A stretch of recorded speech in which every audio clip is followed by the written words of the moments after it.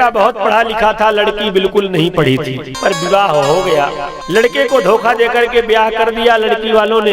एक बार पत्नी ने कहा कि हमें भी परदेश ले चलो, आप परदेश में रहते हो, मैं भी जरा देखूं। अरे कहा बदनामी कराना तुझे ले जाकर के। ले गया तो कहा 2 शब्द तो रट लो कम से कम। कहा एक तो कोई पूछेंगे आपके हस्बैंड कहाँ है, तो हस्बैंड पूछे तो मुझे बता देना, हस्बैंड माने पति होता है। और कहा कि कोई पूछे कि इंजीनियर साहब की वाइफ कहाँ है, अपने को बताना, मैं हूँ। कहा ठीक है, उसने रट लिया। 2 रसोई में भोजन बना रही थी, उसने पूछा क्यों, आपके हस्बैंड कहाँ है, उसे याद ही नहीं आई।